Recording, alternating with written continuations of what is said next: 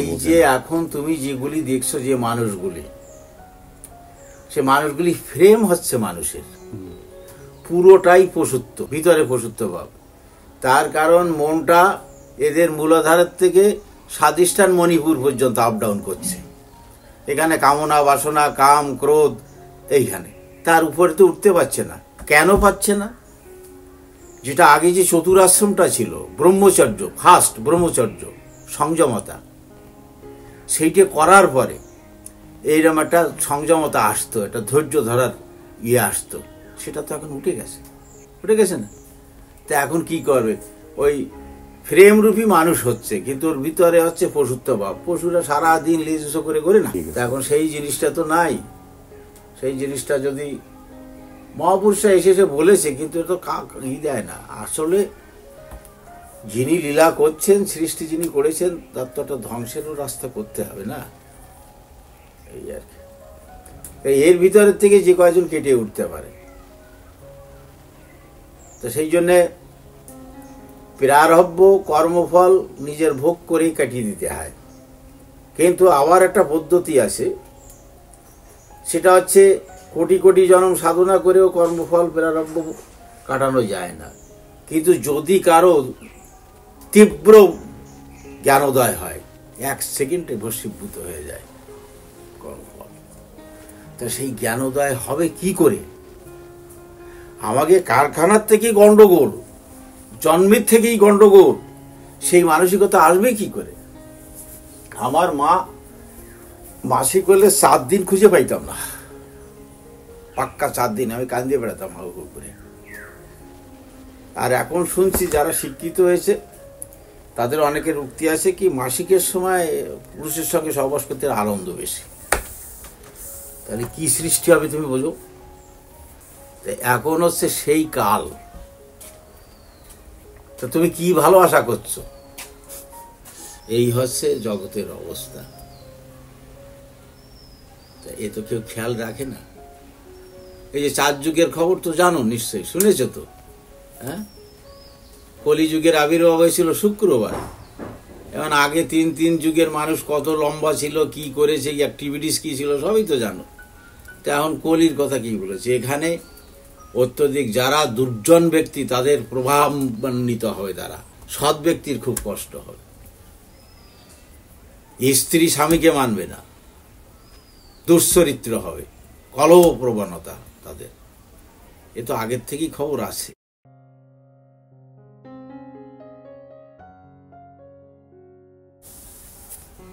এখন তো কিছু করার নাই, মানুষে কিছু করতে পারবে না। তবে মানুষে একটা কাজ পারে, সে নোংরা তারা করবেই না। এই যে এত গণ আন্দোলন, এই যে এত মিটিং মিছিল, এটা করতে পারছে, ভাঙচুর করতে পারছে। কিন্তু যারা অসহায় হয়ে বসে আছে, তারা একজোট হয়ে সেই সৃষ্টিকর্তার কাছে একটু প্রেহার যদি দেয়, তাহলে কিন্তু কাজ হয়। তা তারা এক হবে না।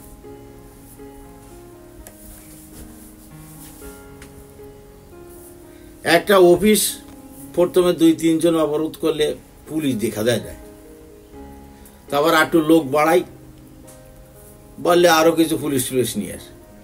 তারপরে যে সময় বিশাল আকারে হয়, সেই সময় চেয়ারে যে বসে আছে যে বড় কর্তা, তার উঠে এসে শুনতে হবে আবেদনটা। তা সেইভাবে কি কেউ ডাকছে তাকে? কি হবে? সেই মনটাই হচ্ছে না, যেভাবে জন্ম হচ্ছে, যেভাবে সৃষ্টি হচ্ছে, ওইদিকে মনই নাই। ওই যে পুষকে চানাচুরিটা খাচ্ছে, খাওয়ার পরে ইন্দ্রিয় একটু চঞ্চলতা হচ্ছে, রাত্রি একটা স্ত্রীর কাছে শুচ্ছে, একটা হয়ে যাচ্ছে। প্রেম হচ্ছে মানুষের। মদগুলো না, মদগুলো কারা সৃষ্টি করেছে? মানুষের সৃষ্টি করেছে তো। এখন সেই জন্য রামকৃষ্ণদেব সকল মতে গিয়ে সাধনা করে দেখেছে সেই একই জায়গায়। সেই জন্য যত মত তত পথ, সব মতে গিয়ে দেখেছে সেই একই জিনিস, যেখানে পৌঁছানো যাচ্ছে সেই একই জিনিস। তা এখন এইটার পার্টিশনটা করেছে কিছু আচার্যরা, এভাবে এইভাবে করো, এইভাবে করো, এই। তা সেই জন্যে স্বামী বিবেকানন্দ বলেছে, তো ধর্ম নিয়ে কোনো হানাহানি নেই, হানাহানিটাই সাজেশন নিয়ে। এক আচার্য এক একভাবে সাজেশন দিয়েছে। সেই জন্যই তিনি বেদান্ত প্রচার করেছে, যে তোমার ভিতরে যিনি আছেন আমার ভিতরে সেই আছে। আমি এটা দায়বদ্ধ ভিতরে পড়েছি, আমার একদিন একটু এসে যেতে হবে। ওটা কি সমুদ্রের আশ্রয়? না, ওটা না। জগদীশ বসুর সমাধি কোথায়? ওই সমাধিতে একদিন একটু যেতে হবে আমার। সে আমি শালা কথা দিয়ে সেই বুড়ারে, না না, আমি শোনো অনেক, আমি জন্মের পরে এই মাতৃগর্ভের থেকে বেরিয়ে দেখি সমাজে এই আর একটা মাতৃগর্ভ। এটা করো না, তার বাড়ি যেও না, এটা শুও না, এ করো না, তা করো না। তাহলে উড়ে বাবা রে বাবা, এ কি! সেই জন্য সেই ছোটবেলার থেকেই মনে মনে ধারণা যে এর ভিতরে থাকা যাবে না, এত বাধা বিপত্তি। আমি কিন্তু ছোটবেলা থেকে আমার মাও কোনদিন করায়নি, আর আমি যার কাছে ছিলাম, এই যে আমার যিনি বস সুখদেব ব্রহ্মচারী, সেও আমাদের কোনোদিন করেনি যে উপোস কাপস করো, একাদশী হ্যান করো ত্যান করো, কিচ্ছু বলেনি। একটা কথাই বলেছে, পেটে খাইলে পিঠে সয়। সাজেশন, যার শরীরে যেটা সহজ পাচ্ছ, খেলে আনন্দ হয়, সহজে হজম হয়ে যায়, সেইটি তার সাত্বিক আহার। আর স্বামীজিও বলেছে, এই যত গন্ডগোলের মূল্যে হচ্ছে আচার্যরা, বিভিন্নভাবে সাজেশন দিয়েছে। আর সালা যাবো আমি সদরে, হ্যাঁ, এ বলছে এই দিক দিয়ে ঘুরে যাও, কে বলছে ওই দিক দিয়ে ঘুরে যাও। আমার উদ্দেশ্য কিন্তু সদর, সোজা রাস্তা রয়েছে, সেদিকে যাবে না। তা এই জন্যে ঠাকুর বলেছে, যে যে রাস্তাতে যাও মূলে এক জায়গায় পৌঁছতে হবে। সেই জন্যই তো বোমা দিয়েছে। একই পানি, মুসলমানে পানি করছে, হিন্দু জল করছে, খ্রিস্টানে করছে অর্ডার, একই নদীর জল। তা এর থেকে সুন্দর সাজেশন আর কি? সেটা তো সাজেশন উনি খালি মুখে দেননি, উনি সাধন ভজন করে দেখেছেন যে একই জায়গায় পৌঁছতে হবে সবার, এবং ধর্ম নিয়ে কোনো হানাহানি নাই, সেখানে কোনো হানাহানি নেই। হানাহানিটা তো বাইরে। এখন কি করবা? এখন আমি এই সমস্ত জ্বালা যন্ত্রণার খবর আমি শুনিই না, আমার দরকার নেই। তার কারণ আমার করণীয় কিছুই নাই, আমার দ্বারা কিছুই হয় না। আমার গুরু আমাকে চোখে আঙুল দিয়ে দেখাই দিয়ে গেছে, তুমি একটা কাজ পারো, তুমি যে কয়বার আল্লাহ তাআলার নাম নিচ্ছ আর একটু বাড়াই নিতে পারো, এইটুকু তুমি পারো, তাছাড়া তোমার দ্বারা কিছু আর হবে না। এই জগতের উল্টো পাল্টা তুমি কিছু উল্টো পারবা না। সেই জন্য স্বামীজি বলেছে, জগৎ সংসারটা কুত্তার ল্যাজ, বহু মনীষী বহু মহাপুরুষ এসে টেনে গেছে, কেউ সোজা করতে পারে, ছেড়ে দিলে আবার থেকে সেই ব্যাপার।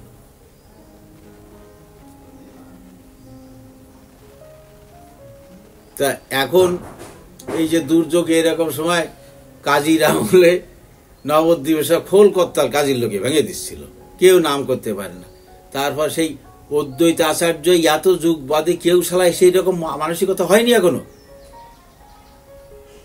সে গঙ্গার চড়ায় পড়ে ডেকেছিল, হে নারায়ণ, হে প্রভু, তোমার নাম কেউ নিতে পারছে না,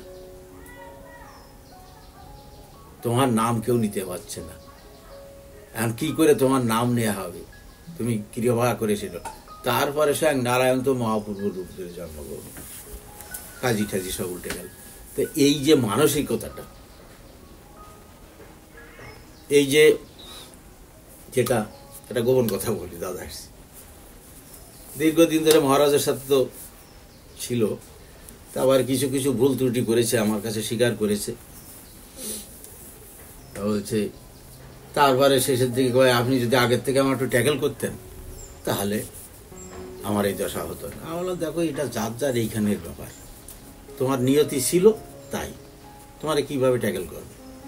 তারপরে এইখানে যে উনি দেহ রাখার পরে কোরআনি নিয়ে যা ঝামেলা হয়েছে, আমাকে ফার্স্ট ফোন করেছিল, আমরা দেখো, ওনারে যারা মনে মনে বাবা ভেবেছে, আমার কাছে ফোন গেছে, কি হবে? আমি বললাম, দেখো, এইখানে কয়টা কবর ছিল, তাহলে বিল্ডিং টিল্ডিং হবে বলে আমারে বলে যে এই কটারে কি করা যাবে। আমি বলে, এই কটারে খুঁজে হাড়গোড়গুলো আরেক জায়গায় নিয়ে ধুয়ে দাও। এখন আগে আমলে যা চন্দ্রঘোষের সময় যা ছিল, যে মরে সারে পোতে, তাহলে পুরো কবরখানা হয়ে যাবে না আশ্রমটা। তারপরে ও দেশে মহারাজ থাকতে আমরা সংবিধানে এটা একটা করেছি যে সাধুরা মরলে আশ্রমে পোড়ানো হবে, শ্মশান করা হয়েছে, তাই এটা মন্দিরের পাশে। আর যারা দূরে রয়েছে তাদের পুড়িয়ে ছাইটা পাঠাতে হবে ব্যবসা করে, ওই ঠাকুরের মন্দিরের সাইড দিয়ে থাকবে। এইটা হচ্ছে নিয়ম, সেটা মিহির মহারাজও জানে। এখন ওই যেদিন খোসার দিন আবার করছে যে লক্ষণ সাথে না থাকলে খুঁজলি ভালো হয় না। কেন, ওনার সামনে খুঁজো। তো আর আমার সামনে আমি থাকতে আর হয়নি, তারপরে খুঁজে ওইখানে দিছে। তারপরে জিজ্ঞেস করছে হয়ে গেছে, বলে হ্যাঁ হয়ে গেছে। আমার তাহলে তোমারও বললে কি হবে, তুমি তো দীক্ষা দিচ্ছ, কিছু লোকে তোমার বাবা ভাববে, হ্যাঁ তারা তো ঝামেলা করবে, কি হবে? কয় না, আমার ওই শ্মশানেই পোড়াই দিতে হবে, আই নাই। এই কথাটা সুজেন বাগচির আমি কয়ে দিছি। সুজেন বাগচি সেইভাবে মাইকিং করে দিয়েছে চারিদিক দিয়ে যে ওনাকে মহাশ্মশানে পোড়ানো হবে। 8টা কততে উনি দেহ ছেড়েছে।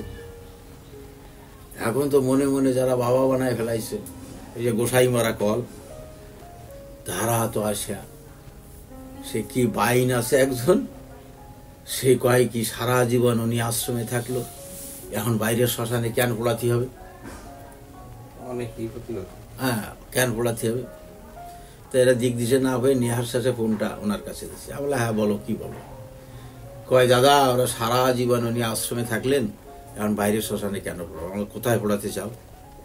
এখানে যেমন আমরা পার্মানেন্ট একটা শ্মশান করেছি আশ্রমে, আর ওখানে তো এখনো হয়নি। এতদিন আশ্রমে থাকলো, আর কতদিন রয়েছে?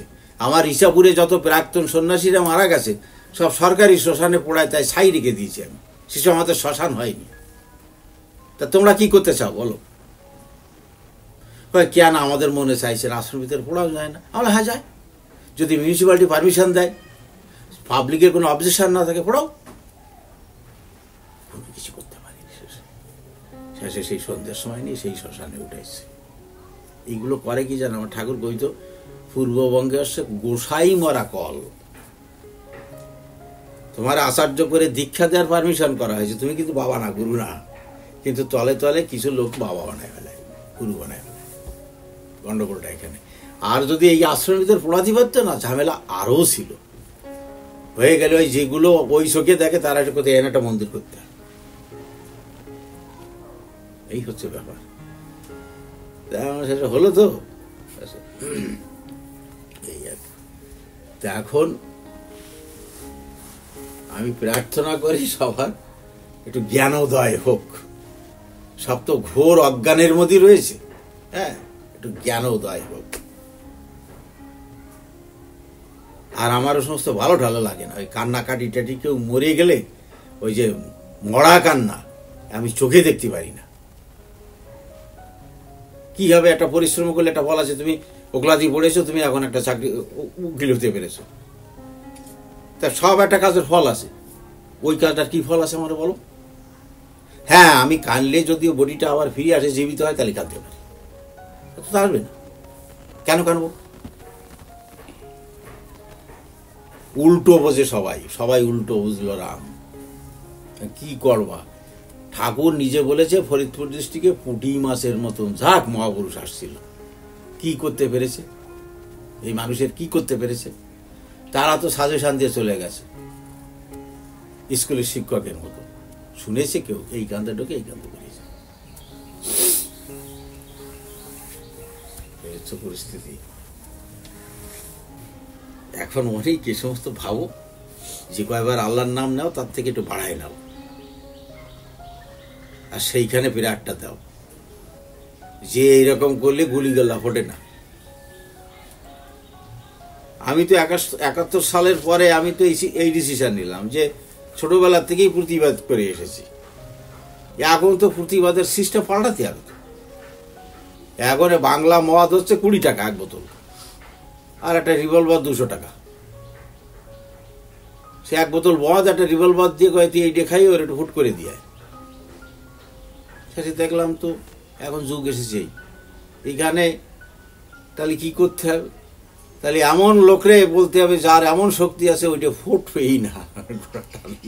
এই যে ঠাকুর একটা কথা বলতো, লোকসান নাই পাগলের মেলাতে। কারণ সাধুদের সাথে একটু যোগাযোগ থাকলে, তাও সব সাধু না, বেশ দাঁড়িয়ে আবার কিছু শয়তান সাধু হয়েছে, তা ওই জন্য সাধুদের উপরে অবিশ্বাস এসে গেছে। যে বিশ্বাসযোগ্য তারেও অবিশ্বাস। একজন চুরি করলে জগৎ তো সবাই চোর নয়, এই ধারণাটাই হারিয়ে ফেলেছে না মানুষের। দাদা ঠাকুর বাড়ি আসছেন, একটু প্রসাদ খান। তাই অনেক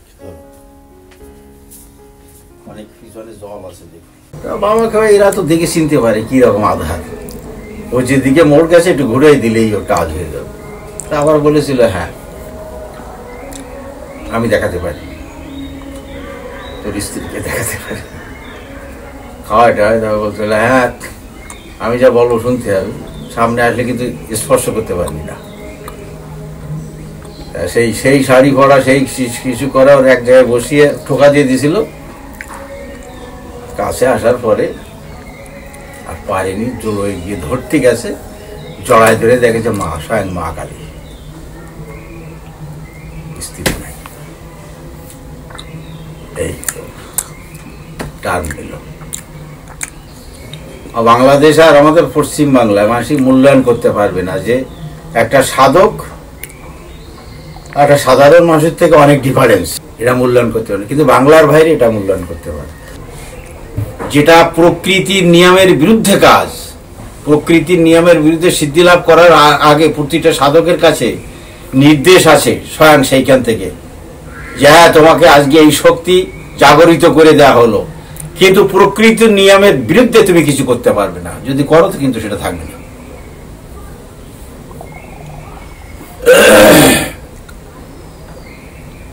আমাদের সাজেশন প্রকৃতির নিয়মের বিরুদ্ধে, সেটা কি বলতো? স্ত্রী সংসর্গ। বিশ্বের ইতিহাসে কেউ ভাবতে পারে না একটা পুরুষ যে স্ত্রীর সংসর্গে না গিয়ে থাকতে পারে, এটা ধারণা নেই। যত বড়ই শিক্ষিত তাদের হবে না। এই যে একটা উত্তাল সমুদ্রকে বাঁধ দেওয়া, ভাবতে পারবা? তাই মহামানবের যারা মহা তপস্বী তাদের শক্তি না হলে এটা পারা যায় না। তা এই সমস্ত মহাপুরুষরা প্রকৃতির নিয়মকেও রোধ করে দিতে পারে, সেই জন্য যোগীরা সৃষ্টি করতে পারে। একদিন সকালবেলায় শীতকালে আদা কুচনো দিয়ে আর সামান্য একটু লঙ্কা দিয়ে ভাজা চিড়ে ওই বাড়িতে এত কটা দেওয়া হতো, দিয়ে ওই দিয়ে মিক্সার করে দেওয়া হতো। তা যেখানে রোদ পড়ছে সেইখানে বিছানা করে দিলে সেই রোদ্দুরি বসে উনি ওই চিড়েগুলো খাচ্ছে। অনেক সময় ধরে গালে চাপাচাপি, গাল তো সব দাঁত ছিল না। একদিন খেতে খেতে আমি পিছনে আছি, মাছি দাঁড়াচ্ছি, অনেক সময় বাদে হঠাৎ করে একটা আস্ত চিড়ে লাফ দিয়ে পড়েছে মেঝে। সঙ্গে সঙ্গে ধরে আমাকে বলছে তোর মহাপ্রসাদ রে, পাগলা গোসাইয়ের গালের থেকে পড়েছে, মানে জগদীশ গোসাইয়ের গালের থেকে নাকি পড়েছে। আমারে দিল, আমি খেয়ে ফেলাম। সেই থেকে আমার খাওয়ার প্রতি সম্পূর্ণ আইনা হয়ে গেছে।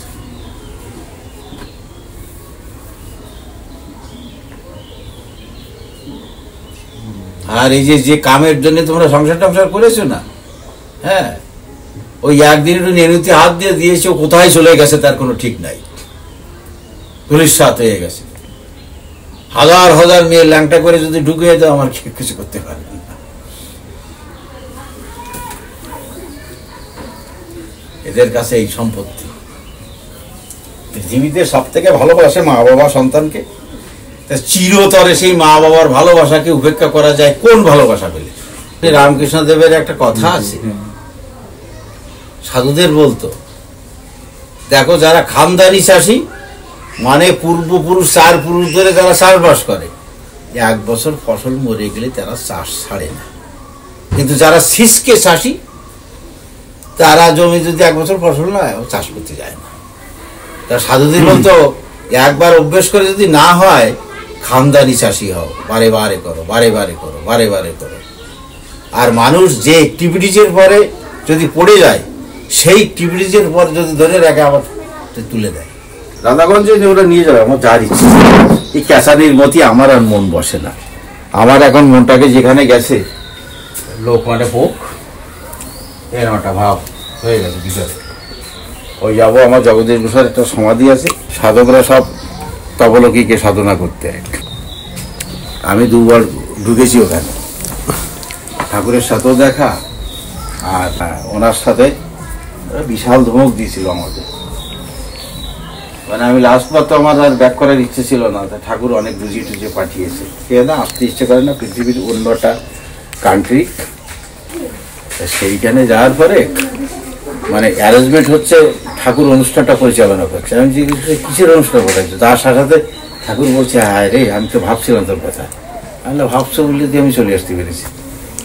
তারপরে দেখি যে এটা সেই বিশাল পরিবেশ, সেই বিশাল বিশাল জ্যোতির্ময় সবগুলো আবির্ভূত হয়েছে। এখন কি হচ্ছে এখানে? হয়তো দাদু গোসার একটা অনুষ্ঠান হচ্ছে। আর কোন দাদু? জগদীশ দাদু। যা নমস্কার করি আগে। তা আমি ওনার সম্পর্কে তো সব শুনেছি, আমি দূরে চেয়ে নমস্কার করেছি। নমস্কার করেছি, আয় শালা নাকি তুই বাতে কষ্ট হচ্ছিস, তোর বাত ছেড়ে দেয়। আমি চেতে গেছি সঙ্গে সঙ্গে। আমি বাতে কষ্ট পাচ্ছি, তাতে তোমার কি? বাদ যদি সাথে আমার বাবাই ছেড়ে দেবে, তুমি ছাড়বা কেন? মানে কোনো সাধক যদি ওনাকে স্পর্শ করতো না, সাধন শক্তিগুলো সব টেনে নিয়ে যেত উনি। এমন তান্ত্রিক ছিলেন উনি। রাম ঠাকুরের পরেই বিশাল ওস্তাদ ছিল।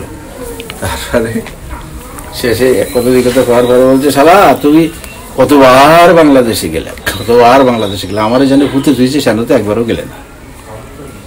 শেষে আমি বলে এসছি যে হ্যাঁ এবার যদি যাই সেই জায়গায় চাল নিয়ে এলাম আলুপ তো সে। আমি একবার এই সমস্ত ভাবতাম বলে আমার ব্যায়াম করতে যে পা দিয়ে লাথি দিয়েছি।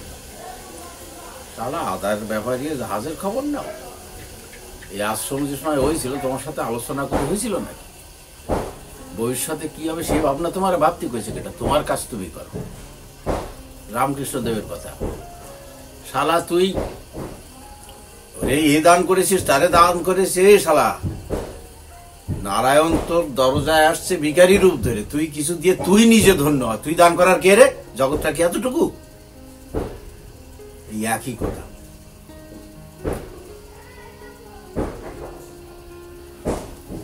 এই তো চালায় নিচ্ছেন তো তিনি। এই যে ওনার একটা বাড়িতে আছে, পঙ্গু জনে লঙ্ঘাইগিরি বোবায় কথা কয় মহতের কৃপায়। এটা দেখাই যাচ্ছে এদের কোয়ালিফাইড কত। এরা এই বাজারে সব থেকে বেশি শিক্ষিত ছিল অচলগিরি মহারাজ। তারপরে যারা আছে ধারে কাছে কেউ যেতে পারে না, কিন্তু ঠাকুরের চালাতে হবে, দিয়ে চালায় নেবেন। সেই জন্য সাপোর্টিং আছে বাইরে কিছু গুরু ভাই, শিক্ষিত গুরু ভাই, এরা আসে করবে। ঠাকুর বলে গেছে আমি আর আশ্রম পাহারা দেওয়ার জন্য, ছাগল তাড়ানোর জন্য কয়েকজনে রেখে গেলাম, কাজকর্ম তো তোমরা দেখবা। ওই দেশে যাদের বলেছিল তারা বিট্রিয়ে করেছে, বেইমানি করেছে। হ্যাঁ, আর করেছে সংসারী লোক যদি একটা আশ্রম চালাতে পারে, প্রতিটা আশ্রম একটা সংসার হয়, প্রতিটা সংসার একটা আশ্রমে পরিণত হয়। পারবে না, তারা স্বার্থের ভিতরে থাকে, স্বার্থে এসেই যাবে। যেমন একজন সন্তানের বাবা একটা কিছু খেতে গেলে ছেলের কথা মনে পড়ে। একমাত্র ডেডিকেট লাইফ তেগি না হলে এ সমস্ত কিছু চালাতে পারবে না। এখন তেগি যে কয়জন আছে তার ভিতর থেকে চলবে, তারপরে উনি দয়াময় কি করবেন সেটা ওনার ব্যাপার। কিসে পড়েছিলাম তার 2 দিন আগে ওইখান থেকে এসেছিলাম। আমার তার আগের বছর বলে দিয়েছিল যে দোল অনুষ্ঠান হয়, সেই দোলে অনুষ্ঠানে এটা মনে কষ্ট হয়ে ঘরে চলে আসে। আমার তো যে ঘরে উনি থাকেন সেই বিল্ডিং এর থেকে নামতে দিত না, এদের নামবা না। মাঝে সাঝে মনে হতো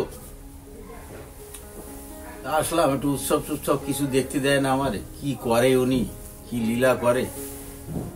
মাঝে মাঝে মনে চাইলে গামছা মুড়ি দিয়ে, সে বিশাল প্যান্ডেল তো, তার পিছনে যে কোনো রকম যেই একটু দাঁড়াতে হবে, ফিরে এই তুই এখানে আসছিস কেন, যাই। আমি যেটুকুনি জানি, যেটুকুনি দেখেছিলাম, প্রশ্ন করেছিলাম এটা কি হয়। শাস্ত্রে আছে ঈশ্বর উপাসনা, সাধন ভজন মনে মনে কোণে। এই যে শালা অসুরের মতন সব লাফানি ডাঙ্কা পিটানো, এতে কি ঈশ্বর সাধনা হয়? এইগুলো হচ্ছে ওই মেসেজ করার সময় বলে দেখো কলির জীব, রামকৃষ্ণ দেবের কথা, অন্নগত প্রাণ জনিগত মন, তম ভাবান্বিত, বেশিরভাগই তমগুণের প্রভাব কলির জীব। কলিতে তম প্রবল, তমটাই হচ্ছে সব থেকে পশু বাবা পদ। সারা বছর তো এই নিয়ে থাকে, বছরে একবার একটু আসে, ওই লাভালাভি গুতোগুতি করে কিছুটা যদি একটু নিচে একটু ওঠে, ওই তমগুণ কিছুটা যদি সরে, সেই জন্য এইটা করা হয়। এতে ঈশ্বর উপাসনা সাধন ভজনের কিছু না, ওই তমগুণটাকে একটু বছরে একবার একটু করে দেওয়া। আর একটা আছে, এই মহাপুরুষদের যে সমস্ত স্থান, সেখানে একটা অন্যরকম একটা পরমাণু আছে, এই মাটিতে এসে দাঁড়ালে বা এই সীমানায় ঢুকলে তাও একটা ক্রিয়া করে। এই সমস্ত এটা ওনাদের সাবজেক্ট, করতে হবে, তাই করি না। আর ওই যে স্বামীজি বলেছে যে 100 এই পথে এসে প্র্যাকটিস করছে, তার ভিতরে 85টা জুয়োসোর, 85টা জুয়োসোর, 5টা হচ্ছে 90 হলো তো, আর 15টা হচ্ছে উন্মাদ, 5টা কৌশল। আমি তো দেখলাম নিজে প্র্যাকটিস করে। এই যে নাভিপদ্ম, আমাদের এইখানে একটা নাড়ি আছে, এরকম পেঁয়াজ দিয়ে মুখ টেনিসের দিকে 2.5টা পেঁয়াজ, এইটাকে যদি পেঁয়াজ ভাঙে এরকম খুলে যদি তোলা হয়, তাহলে এই পর্যন্ত আসে নাড়িটা, এত লম্বা। তা এটাকে বলছে কুলকুণ্ডলিনী শক্তি, মাতৃকা শক্তি। পুরুষ নারীর যত কিছু মহাসম্পদ ওর মাথা দিয়েই পাচিং হয়ে যায়। তা যত সময় সাধনা দ্বারা বা নামের দ্বারা ওইটাকে যদি ঊর্ধ্বমুখী করা যায়, তাহলে সে ব্রহ্মচারী পদবস্য তুমি পাবা কলিকালে খুঁজে। তো এই হলো আধ্যাত্মিক জগতের খেল। তারপরে স্বাধিষ্ঠান, মূলাধার, স্বাধিষ্ঠান, মণিপুর, এই মণিপুর যদি ছাড়ানো যায়, মনটাকে যদি তোলা যায় এখানে, তাহলে মানুষের এই বিকৃত আর কিছু থাকবে না। মণিপুরের উপরে যেতে পারলে, তারপরে চক্রে গেলে আর এক ভাব, জ্যোতি দর্শন হবে চারিদিকে, যেদিকে তাকাও। এরকম পুরো স্টেজ গেলে ওই মনুষ্যত্ব ভাবগুলো, এই পশুত্ব ভাবগুলো যে অন্য ভাব আসে, কয়জনে পারবে? আর এই কঠিন সাধনা, আমি তো বইপত্র পড়ে দেখলাম, যারা নিম্নবর্ণে জন্মগ্রহণ করেছে আজও পর্যন্ত কোনো জায়গায় আমি পাইনি। তার ভিতর থেকে বিরলতম হচ্ছে সুখদেব ব্রহ্মচারী। তা উনি কয়েকজনে ওনারে ঘাট ধরে পাঠিয়েছে যে এদের কোনো গতি নেই, তাই উনি এসেছেন। শেষের দিকে কান্ত আর কইতো কি, হায় হায় রে ঠাকুর, আমার এখান নোমর ঘরে পাঠালে, আর যদি মুসিমাতুর ঘরে পাঠাতে, তাহলে জগতের মানুষ জানতো যে শুয়ে বলদা নাম করে একটা লোক আইছিল। এ সালারা কথা শোনে না। সকালে উঠে কেকার ধান্দা, একজনের পকেটে একজনে আঙুল দেবে, উত্তর দিকে যাইতে গেলে দক্ষিণ দিকে যাবে, এই হচ্ছে। তবু তিনি কৃপা করে কেউ চান নিয়ে আসতে, এসেছিলেন, সাবজেক্ট যেগুলো নিয়ে এসেছিলেন সাজেশন দিয়ে চলে গেল। তুমি শুনলে সেজন্য বলছে আইছিল সখ্যা গেল একটু বইকা, যে শুনবি শোনার মানুষ হবি, আর যেটা না শুনবি সে শালা নাশ হয়ে যাবি। তারপর আর একটা গোদা বাংলা দিত, কইছে সব গোসাই, শুনলে তাল গাছ, না শুনলে বাল গাছ।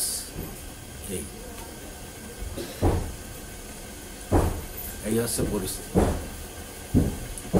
সেই জন্য স্বামী বিবেকানন্দ হুঁশিয়ারি দিয়ে গেছেন ব্রাহ্মণদের, সাবধান হও, কলিকালে কিন্তু শূদ্র জাগবে, তোমাদের গিটি মোড়ায় দেবে, গিটি ধরে ফেলে দেবে। স্বামী বিবেকানন্দ বলে গেছে, ওই 10 খণ্ডের ভিতরে আছে, দেখবা।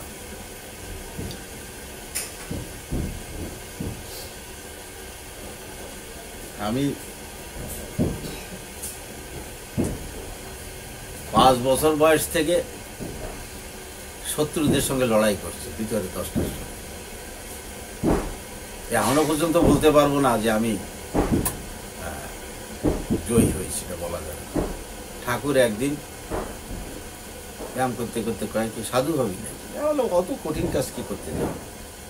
হরে আমি তো এই সাধুগতি করলাম না, সাধু হবি, বুঝো ঠেলাটা। আর এই যারা আশ্রমবাসী থাকতো ব্রহ্মচারী হবে টবে, কারো যদি নাইট পলিউশন হতো, মন টন খারাপ হতো, ঠাকুরের কাছে কইলে করলে তো কয়বার হয়েছে, একবার হয়েছে, কই আমার 5 বার হয়েছে।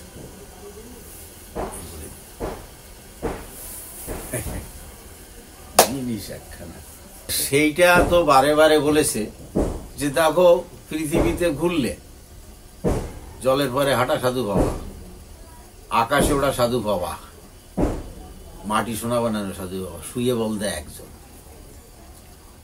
তো এর তাৎপর্যের জন্য আমি কুম্ভ মেলায় কোনদিন যাইনি, তো এই কথাটার অর্থ আমি উদ্ধারের জন্য আমি 1 বছর কুম্ভ মেলায় গিয়েছিলাম। এই 12 বছরের মাথায় যে যোগটা পড়ে মহাকুম্ভ হরিদ্বারে, তো সেইখানে গিয়ে ওনার এই কথা আমি বুঝতে পেরেছি।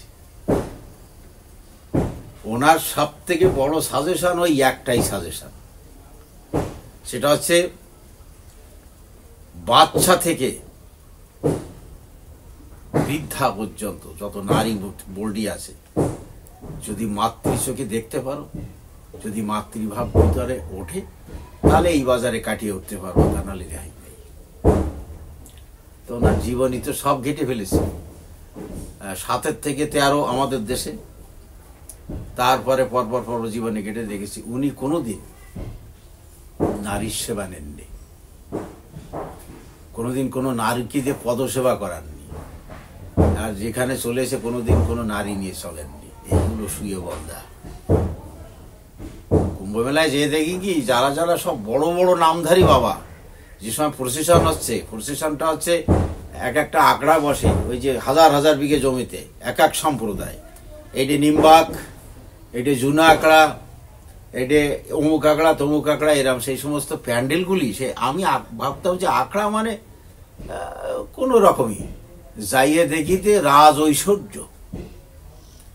তাই একটা আঁকড়া তৈরি করতে মিনিমাম নিচে হলে 1 কোটি টাকা খরচা। আর যেদিন ওই স্নানের দিন, যেদিনে যোগে যাচ্ছে এক আঁকড়ার রথ, ঘোড়ায় টানা রথ, সেই পিছনের আসনগুলি রূপার, আগে প্রশাসনের ঘোড় বাহিনী, তারপরে সাইড দিয়ে মিলিটারি, উপরে হেলিকপ্টারে মিলিটারি ঘুরছে, এই হচ্ছে প্রসেশন। আর সব থেকে বোম্বে দিল্লি যত বড় বড় ব্যাংক পার্টি, হ্যাঁ, ওই সাইডে বাজনা হচ্ছে।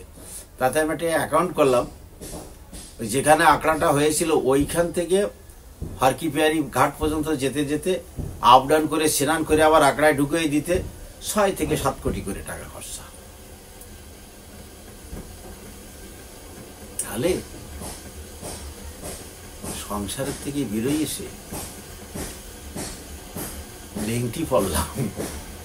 আমার প্রশ্ন সেইখানে, আমি যেদিন এসছি গঙ্গাসাগরে যাবে, তা এখন তাদের আবার কি উদয় হয়েছে, ড্রাইভারও ওই লেংটি পরা, ওই নাগা সাধু, কতগুলো একটা গাড়ি নিয়ে একটা অ্যাম্বাসেডার ঢুকেছে, ঢুকার পর দিয়ে যে সব ওরাই নামতেছে। 6-7টা এসছে আমাদের আশ্রমে। তা পরে জানলাম ওরা গঙ্গাসাগরে যাবে, তো গঙ্গাসাগরে সোর্স অফ একটা ইনকাম, ওখানে কেউ নেনিবার করে বাড়বে, কেউ ইট ঝুলে বাড়বে, এই সমস্ত দেখে দেখে মাসে কিছু টাকা দেবে। আমি মনে মনে ভাবলাম, ঠাকুর এরাই ত্যাগের প্রতি পরীক্ষা, এটা কি করছে? সেই সময় আমার ওই একটা সেই সাধুর কথা মনে পড়ে।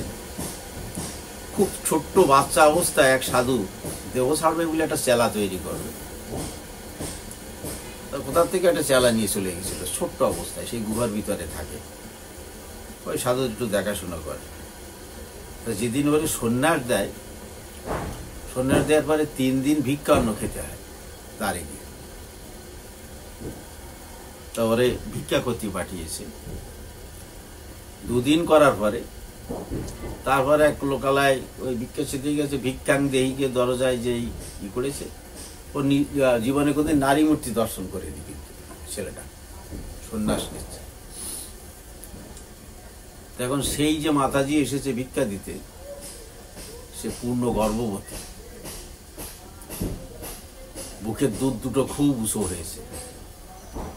তখনই যে সময় ভিক্ষাটা নেয় সেই সময় একটু তাকিয়েছে ওর দিকে, তাকিয়ে খেপে উঠেছে। বলছে, মা তোমার বুকে এত বড় দুটো ফোড়া হয়েছে, তুমি মানে ডাক্তার দেখা হয়নি, দাওয়াই খিলে নেই?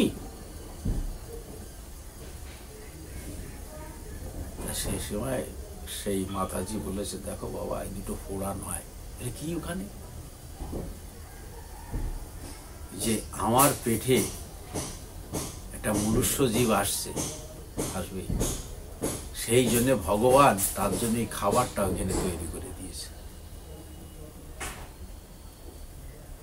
সেটা ও শুনে গিয়ে গুরুর কাছে গিয়ে সেই ভিক্ষার জিনিস এরকম আশ্রয় ফেলে বলছে, আমি আর কোনোদিন জীবনে ভিক্ষায় যাব না। কেউ গুরু জিজ্ঞেস করেছে যে, আমি পৃথিবীতে আসার আগে আমার জন্য ভগবান খাবার পাঠিয়েছে পৃথিবীতে, আমি কেন ভিক্ষায় যাব? তারপর স্যালারে জড়ায় যাচ্ছে, এই তো সেই রামকৃষ্ণদেবের মতন, সেই তো তোর চৈতন্য হয়েছে, আর তোর যেতে হবে না। বিনোদিনী বলেছিল না, এই তো তোর চৈতন্য হয়েছে, তুই শুধু গুড়ুই শুয়ে থাকবি, গায়ে যে সময় হলুদ বেঁকেছিস, আর ভয় নাই। তারপরে সেই চেলা একটা বই লিখেছিল, তারপরে থেকে ওর জীবনীটা, ওই আহারের প্রয়োজন হলে ওনার গুরু এত বড় যোগী ছিল, ওই গুহায় বসে হাতখানা এরকম লম্বা করত, কোথায় যে হাত চলে গেছে তার কোন দিক দিশা নাই। যে সময় টেনে নিয়ে এসছে, টেনে নিয়ে আসার পরে দুইজনের উপযুক্ত আহার ওই চেলার সামনে ফেলে দিত, হাত কোথাও যেত। তা কুম্ভ মেলায় গিয়ে দেখি যত বড় বড় বাবা, সমস্ত বড় বড় বাবার পাশে আবার এক একজন বড় বড় মা বসা আছে। শুধু বরফানি দাদাজির প্রসেশনটা দেখলাম, উনি সবসময় ই করে থাকতো, তো ওনার রথে আর কেউ নেই। ওনার একটা মানস কন্যা ছিল, সে অনেক পিছনে একটা রথে উনি যাচ্ছে, ওই একটাই। ওইখানে গিয়ে আমার ঠাকুরের এই কথাটা অনুমান পেলাম যে শুয়ে বলতো একটাই। 18টা উচ্চাঙ্গ গুরুর কাছে গিয়ে সাধনা করেছে। সাধনা করায় যখনই পূর্ণ হয়েছে, তখনই তার শক্তিটা দিয়েছে। 18টা, সেদিন 18টা নদীর জল বইছে। আর কোনোদিন কোন ছবিতে তুমি হাসি মুখ দেখবা না। লাল বাবা ছিল আমাদের হাওড়ায়, তার মাথার পাগড়িটা দান করেছিল, সেই পাগড়িটা সারা জীবন পড়তো শীতকালে। লাল বাবার আশ্রম আছে, ছেলেফেলারা থাকে ওখানে, কঠিন সাধনা হয়। গঙ্গার পাড় দিয়ে এরকম গর্ত করা আছে, ওইখানে সাধুরা বসে, বসার পরে স্পাইনাল কর্ড এরকম খাড়া করে বসবে, এই পর্যন্ত জল ঢুকে দেবে, যদি এইরকম করে নাকে জল ঢুকে। আমি গেছি ওখানে,